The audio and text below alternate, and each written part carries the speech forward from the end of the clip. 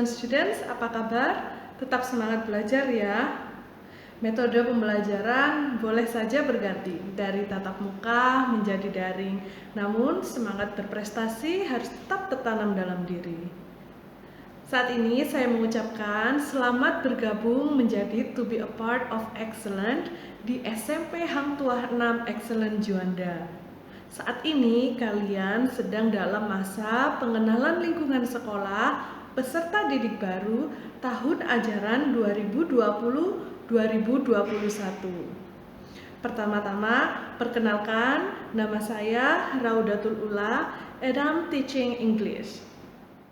Dalam kegiatan masa pengenalan lingkungan sekolah peserta didik baru ini, saya akan membawakan materi tentang wawasan wiyata Mandala. Sebelum menyimak materi, silahkan subscribe, like, and comment YouTube channel ini. Selanjutnya, mari kita simak materi selengkapnya. Check it out! Wawasan wiyata Mandala. Masa pengenalan lingkungan sekolah peserta didik baru secara daring SMP Hang Tuah 6 Excellent Juanda tahun ajaran 2020-2021 oleh Raudatul Ula SPD. Mungkin istilah wawasan wiyata Mandala merupakan hal yang baru buat kalian. What is wawasan wiyata Mandala? Oke, kita mulai dengan definisi wawasan wiyata Mandala. Wawasan wiyata Mandala consists of words, wawasan, wiyata, dan mandala. Wawasan sendiri memiliki arti suatu pandangan atau sikap yang mendalam terhadap suatu hakikat. Untuk kata wiyata berarti pendidikan. Sedangkan kata mandala merupakan tempat atau lingkungan. Wiyata Mandala, in other words, we call it school. Our school is SMP Hang Tuah 6 Excellent Juanda. So, wawasan wiyata Mandala secara lengkap memiliki makna sikap menghargai dan bertanggung jawab terhadap lingkungan sekolah sebagai tempat menuntut ilmu pengetahuan. Now, let's know further about school. Now we are discussing about yang akan kita bahas tentang sekolah, yaitu ada 4 poin. Fungsi sekolah, ciri-ciri sekolah sebagai masyarakat belajar, prinsip sekolah, dan penggunaan sekolah. Mari kita bahas satu persatu dari 4 poin ini. Kita mulai dengan fungsi sekolah.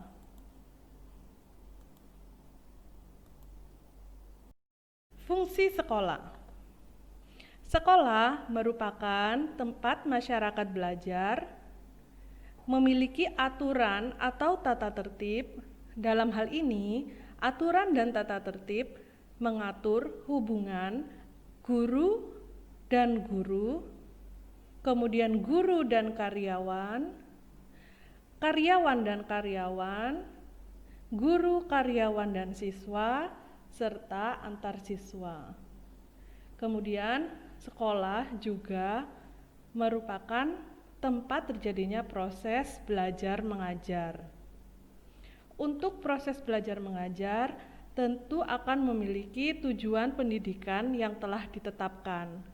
Jadi, proses belajar mengajar di sekolah dilaksanakan setelah adanya tujuan pendidikan yang ditetapkan. Kemudian, suasana belajar yang dinamis. Jadi, proses belajar mengajar yang terdapat di sekolah tidak hanya monoton dalam satu hal, namun harus memiliki suasana yang dinamis. Seperti contohnya pembelajaran pada saat pandemi ini. Dari kalian dulu pada saat belajar yang hanya ada di dalam kelas, tatap muka dengan guru, bertemu dengan teman, namun sekarang suasana belajar harus dikerjakan di rumah.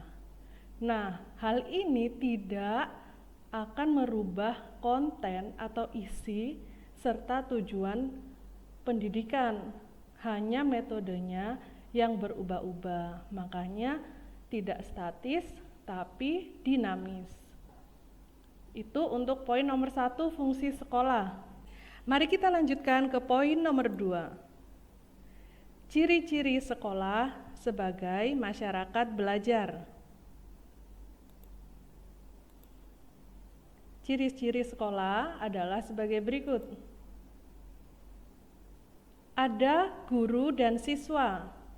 Timbulnya PBM, proses belajar mengajar yang tertib. Seperti yang disebutkan tadi, bahwa fungsi sekolah tentu ada guru, ada siswa, ada PBM yang tertib, karena telah ditetapkan aturan dan tata tertib ya. Kemudian ciri yang kedua, tercapainya masyarakat yang sadar, mau belajar dan bekerja keras. Yang ketiga, terbentuknya manusia Indonesia yang seutuhnya, yaitu manusia yang berbekal ilmu pengetahuan serta berjiwa Pancasila.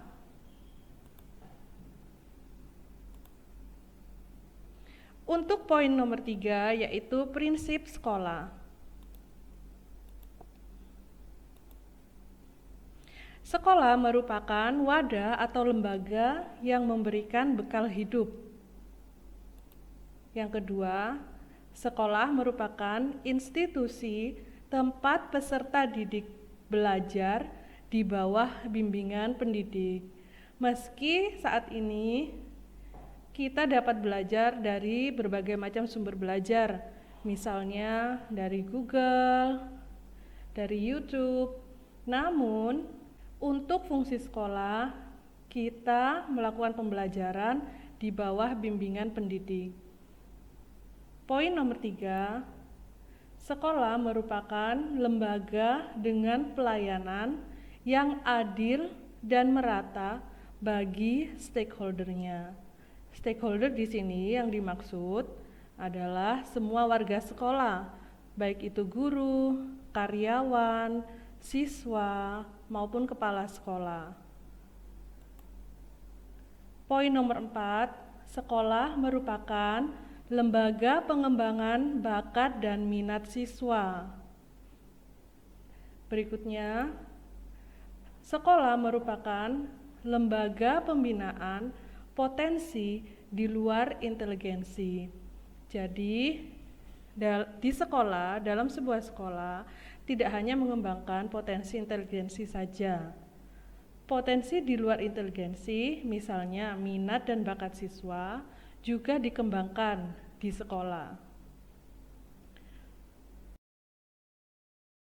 Selanjutnya, sekolah harus memberikan perhatian serius untuk mengembangkan kemampuan emosional dan sosial, kemampuan berkomunikasi dan berinteraksi, kemampuan bekerja sama dalam kelompok. Yang terakhir, sekolah merupakan wahana pengembangan sikap dan watak. Itu pembahasan tentang prinsip sekolah. Mari kita lanjutkan ke poin berikutnya.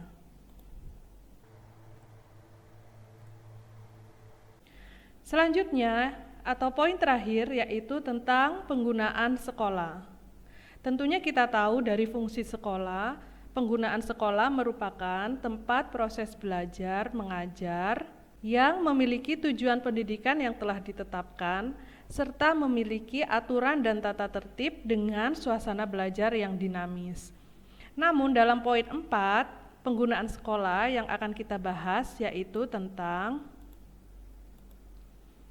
sekolah sebagai suatu lembaga pendidikan yang diperuntukkan sebagai tempat proses kegiatan belajar mengajar tidak diperbolehkan dijadikan sebagai tempat yang pertama, ajang promosi atau penjualan produk-produk perniagaan yang tidak berhubungan dengan pendidikan. Yang kedua, sekolah merupakan lingkungan bebas rokok bagi semua pihak. Jadi, sekolah tidak memperbolehkan semua pihak, baik dari guru, kepala sekolah, karyawan, apalagi siswa, untuk merokok di lingkungan sekolah. Poin yang ketiga, sekolah tidak diperbolehkan sebagai tempat penyebaran aliran sesat atau penyebarluasan aliran agama tertentu yang bertentangan dengan undang-undang. Selanjutnya, sekolah tidak diperbolehkan dijadikan sebagai tempat propaganda politik atau kampanye. Selanjutnya, sekolah tidak diperbolehkan sebagai tempat syuting film atau sinetron tanpa seizin pemerintah daerah. Dan yang terakhir, di sekolah tidak diperbolehkan sebagai tempat kegiatan-kegiatan yang dapat menimbulkan kerusakan, perpecahan, dan perselisihan, sehingga menjadi suasana sekolah yang tidak kondusif. Itulah tentang 4 poin dari fungsi sekolah, prinsip sekolah, ciri-ciri sekolah, dan penggunaan sekolah yang telah kita bahas hari ini. Kemudian, what is it for? Apa sih tujuannya kita mempelajari tentang sekolah? Jadi, tujuan dari pembahasan tentang sekolah kali ini yaitu yang pertama, sekolah akan menjadikan diri kalian satu kesatuan. Mungkin di SD dulu kalian belum memiliki rasa kepemilikan terhadap sekolah. Namun di jenjang pendidikan menengah ini, baik di SMP dan SMA, dilanjutkan dengan jenjang pendidikan tinggi di perguruan tinggi, kalian akan memiliki rasa kepemilikan terhadap sekolah kalian. Kalian yang berasal dari SD yang berbeda, latar belakang, budaya dan kebiasaan yang berbeda, akan dijadikan satu menjadi siswa SMP Hang Tuah 6 Excellent dengan pembiasaan-pembiasaan yang telah dibuat oleh SMP Hang Tuah 6 Excellent dengan visi dan misi SMP Hang Tuah 6 Excellent. Yang kedua, sekolah merupakan identitas diri kalian. Sekolah merupakan tanggung jawab bersama kalian. Gali potensi diri kalian, raih prestasi setinggi-tingginya, dan di pundak kalianlah akan menjunjung tinggi nama sekolah. Karena sekolah merupakan identitas diri kalian, maka citra baik sekolah juga merupakan citra baik diri sendiri kalian. Baik buruknya citra sekolah tergantung dari baik buruknya citra diri kalian. Mulai saat ini, mari kita bersama-sama satu suara, satu visi sebagai siswa SMP Hang Tuah 6 Excellent, raih prestasi setinggi-tingginya, galih potensi diri kalian, jadilah siswa yang excellent.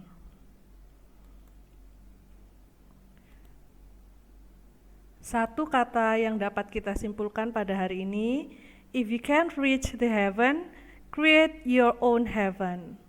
Cukup sekian tentang pembahasan wawasan Wiyata Mandala kali ini. Terima kasih telah memperhatikan. Wassalamualaikum warahmatullahi wabarakatuh. Sampai jumpa di video selanjutnya.